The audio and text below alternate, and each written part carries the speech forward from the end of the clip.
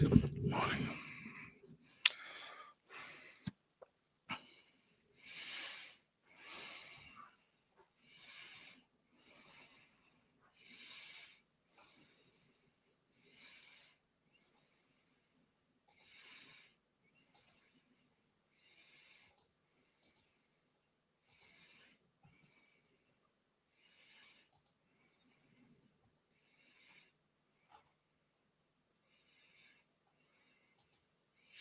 Good morning, good afternoon, good evening, wherever you are. This is I'm talking to the non-scheduled spare of the moment movie news show. That's essentially what it is. So I've got a few things I wanted to talk about that happened overnight, or even the last couple of days that I hadn't talked about before.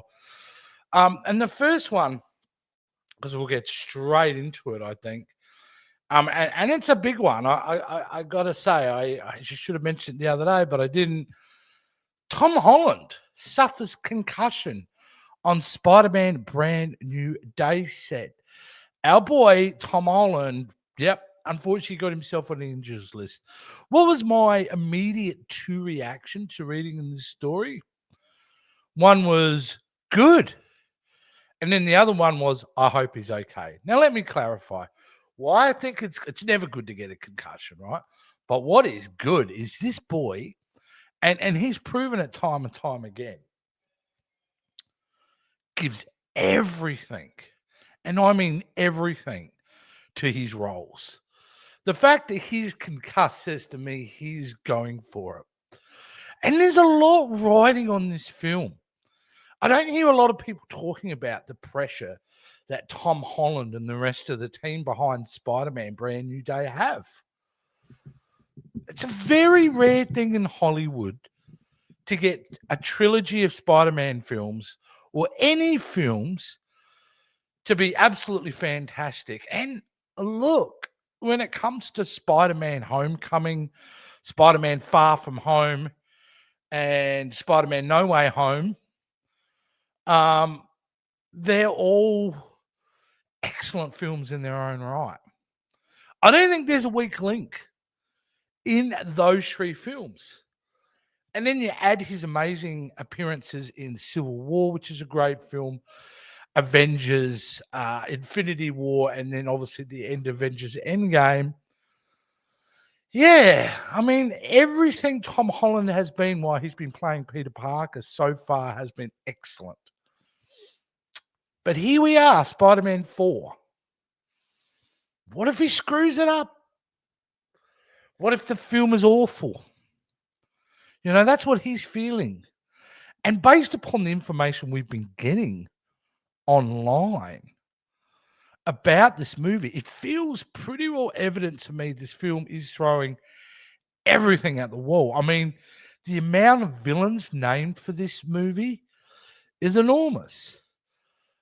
So I think that's what they're going to do. I think this film is him fighting every Spider-Man villain there is at once. And he's going to have help from the Punisher and the Hulk and things like that. That's my gut instinct at the moment. Because what else do you do? Like early reports were saying, oh, this is a far more grounded Spider-Man, your friendly neighborhood Spider-Man, which I see appealing as well. And they're probably not lying. Yeah, it's just it all happens in his neighborhood. The big thing about this film, and I think what Tom Holland and what we've seen so far, is the fact they're able to shoot outside and not just in the studio. You got to remember the last Spider-Man film was during COVID, so studio only. There was no exteriors really shot for that film. Well, there were exteriors shot, but not a lot of work.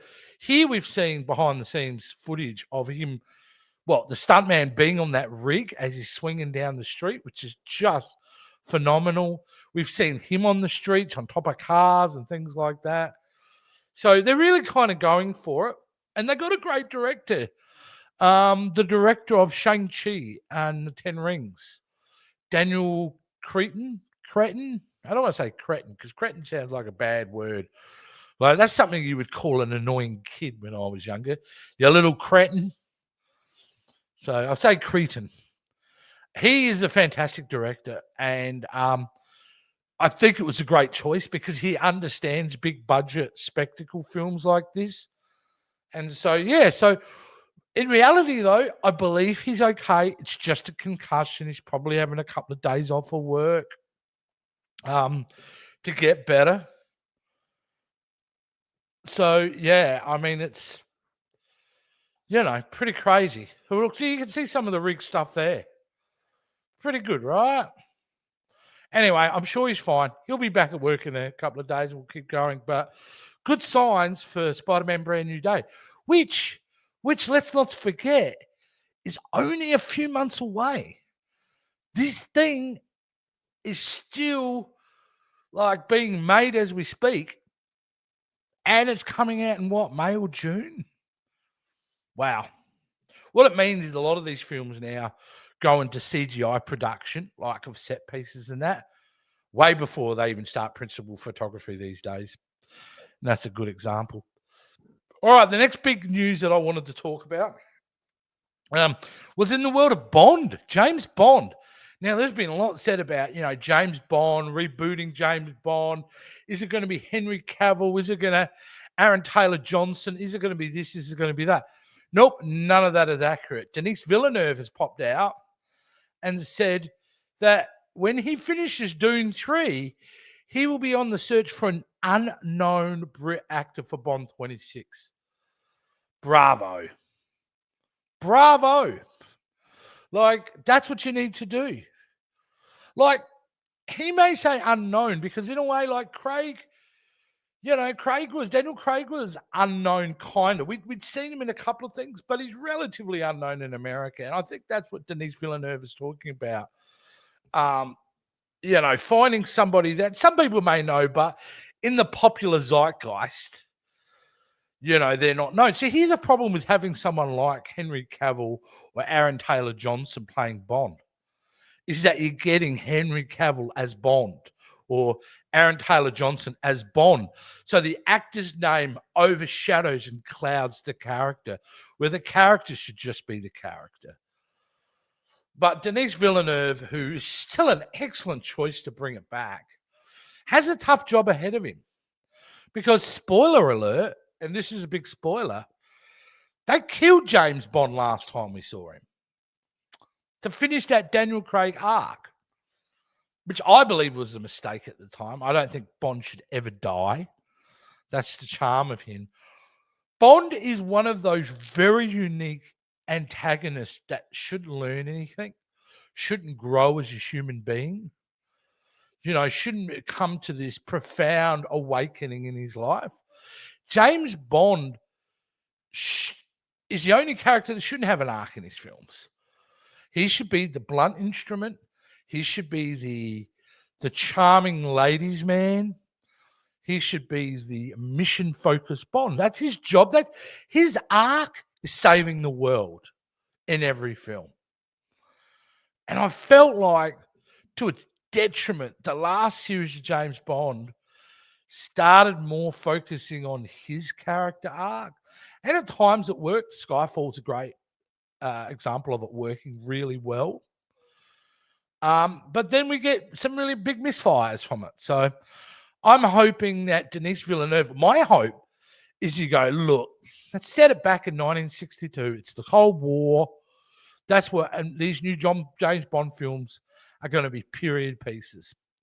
And I've argued that I've argued that a couple of times online, because here is where you can have your fun. And here's where Fantastic Four kind of proved the point. Like, to a degree, where if you have a period film set and you need to bring fantastic elements, whether it's a dart gun or a gun in a suitcase or the gyrocopter, you can do that if you make a period piece now, and then do the kind of awesome futuristic but retro tech to go with it. But if you set it in the Cold War era, you solve a lot of problems in regards to antagonists, in regards to espionage, being able to have a more, discovery plot, because technology doesn't take over. You know what I mean? You can still have scenes where he goes up to to a phone box on a street and waits for a call from MI6 that rings that telephone box and he can answer it and stuff like that. And these days, it would be a text message, right? Or they would be constantly on a phone call the whole time with the earpiece. So, yeah, I think Denis Villeneuve's a great director. He's beyond a great director. He's one of the top tier directors in the industry at the moment. And the fact that he's going for an unknown, booyah, excellent choice. Good work. John Boyega, someone I want to talk about next. John Boyega, like, I love the guy, but, you know, there are times where I've felt like, and some of it's rightfully so, but I felt that he was kind of ungrateful at points through his Star Wars journey. But I get it because he was sold one thing and then delivered another. You know, and he had some really interesting things to say around what would he have improved if he was in charge on the Star Wars film. And some of the things he had to say, I think, are worth talking about. Number one, he went, if I was a producer on Star Wars from the beginning, you would have had a whole completely different thing. It would be mad. First off, we're not getting rid of Han Solo, Luke Skywalker, all those people. We're not doing that. The first thing we're going to do is fulfill their story, fulfill their legacy. We're going to make a good moment handling on the baton, but Luke Skywalker wouldn't be disappearing on a rock. Hell no. Standing there and he's like a projector. I would want to give those characters way more. Oh, he's giving his opinion, right? He doesn't seem to be a big fan of that. I'll go down on record. I do like The Last Jedi. I do. I'm okay what they did with Luke Skywalker. But I'm not okay with the team not actually in any of those films meeting. Like not having, you had the opportunity to have Han, Luke, and Leia working together for a mission and you didn't take it. It is one of the biggest open sore wounds in Star Wars storytelling that they allowed that to happen. It's unforgivable in many ways. Not only John Boyega would have done more justice to Han and Luke, they're saying, he would have given new additions far more weight. Okay, that's what he's saying. Let's have a look. Our new characters will not be OPs in these movies. They won't just grab stuff and know what to do with it. No, you've got to struggle like every other character in the franchise. I'd do that. Now, I think what he's referring to is more likely in The Force Awakens, where Rey all of a sudden knows how to use a lightsaber. Mary Sue, they called it. And they have a point from a limited perspective. Here's the broken part of Star Wars, that if they thought of this in the beginning, you could have made it tied together and all that wouldn't have been an issue. And I'm going to fight for something now that I actually didn't like. Somehow Palpatine returned, right? We get that in Rise of Skywalker. So convoluted, so weird, so jammed in there because they killed Snoke in the previous film. However, in a world where the Emperor was always set to return, that it was something that was going to be overarching in a trilogy that they would have planned, which they didn't. That's how you could have explained it away. See, throughout the two other films, if the Emperor was going to return in the third film, we needed echoes of it. We needed hints at it. You know, we need to be... The fact that if Rey had the ability to pick up a lightsaber and wield it, that should have worried everybody. Not only her, but everyone else surrounds her should have been very wary of her and be asking a lot of questions. But they didn't do it that way. The other thing John Boyega said, and I don't know if I agree with this too much, I'd look at Old Republic stories and see what we can add to the continuation of that. I would definitely want to see Force Unleashed stories in there. I would try and expand the Star Wars universe as much as possible while respecting the lore. If we're expanding the lore, we have to do it within the respective boundaries that stay true. Actually, I do agree with that. I'll take that back. I agree with that 100%. That is true. Look, a perfect example of that is right now. It just had its finale. I haven't seen it. I'm going to watch it tonight.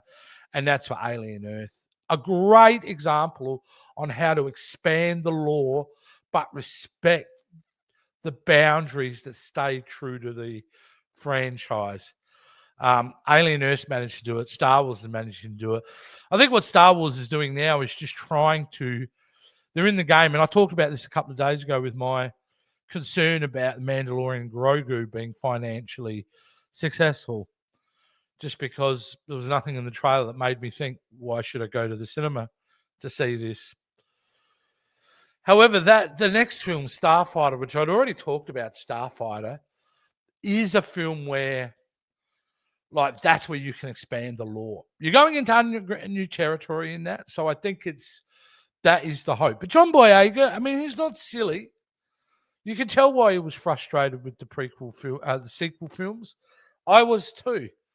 And he was promised a character that was going to be far more important to that trilogy, but he wasn't. So it's going to be an interesting time in the world of Star Wars for sure. Now, the other thing I wanted to talk about was, and I haven't watched this, but I don't know if you guys are aware, but Marvel Zombies is now out on Disney Plus to watch, and the reviews are great. Like really good. Like enough that today at some point, I'm digging in to see some Marvel Zombies. Some of the reviews have said it's better than what if should have been. It's exciting. It's far better than anyone expected. So good to see that Marvel animation is coming back in fresh and interesting ways. Because what a great idea, right? We're not in a position where they were going to make a movie of Marvel Zombies. And I don't know how expensive it would be, but just to have an animation of this, and they haven't held back with the gore and all that, that's brilliant. So my recommendation today is only based on the other reviews I've read, that this is apparently great. And I honestly can't wait to have a look at it, because I think it's going to be something really good. So fantastic stuff. Marvel Zombies, man. I'm into it. And then I'm going to finish up today with one more story, which just kind of scratches my head at. And I saw the headline. I haven't read the whole story, but my jaw dropped when I read this story. Cliffhanger reboot, US distribution picked up by Road Cane's huge 8-figure deal. Okay, let's not get into particulars of that. Cliffhanger reboot? 8-figure deal? What in the hell are you talking about? What are you talking about? Cliffhanger was a $40 million film and a moderate hit back in 1991. A lot of us saw it. It made money, but it ever wasn't that great either. It was just a standard action film, in my opinion. But in the world where people are drunk on member berries and IP and franchises, what evidence did they have that a Cliffhanger reboot needed an 8-figure deal for distribution?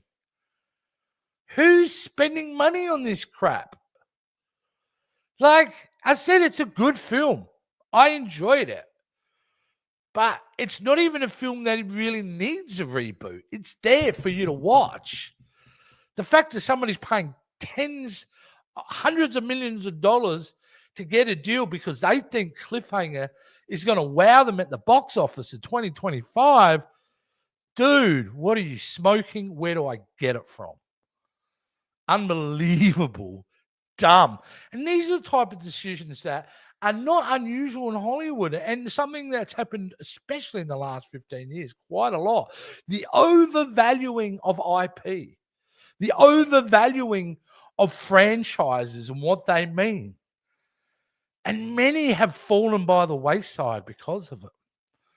They're more obsessed with the IP and the value of it than they are in the story. That's just a reality. Universal's Dark Universe, anyone? Where we were going to get The Mummy, Invisible Man, werewolf film, Dracula, all that, all set in the same universe. Man, we've even got Tom Cruise in The Mummy. This IP is going to be huge. This franchise is going to be massive. No, it remains one of Tom Cruise's flops. It was awful. They put more value in the brand than they did the story they had for it. They were counting the money before writing the script. And this thing, sure, make another cliffhanger. But honestly, does it deserve anything more than an Amazon Prime release? I don't think it does. Maybe I'm going to be wowed and they're going to do something really important. But there you go. So just to recap, today, Tom Holland suffered a concussion. What a great lad. He's putting everything into this film. We hope it's amazing. We hope he gets better soon. Denis Villeneuve, he's not going for star. He's going for an unknown for the next Bond. Great idea. Perfect. We don't need a known name. We just need a really fresh, good actor with an amazing director like Denis Villeneuve. Next thing is go watch Marvel Zombies because I am. Looks great. John Boyega definitely had an opinion about Star Wars, that's for sure. He's not wrong. He's not right. He's just having an opinion like everyone else. And WTF, who wants to spend that much money on a cliffhanger movie? All right, guys, thanks for hanging out again this morning. We'll see you in a couple more days for more I'm Talking To. What the subject will be, who knows? The news will tell us. But until then, everyone, have a great day.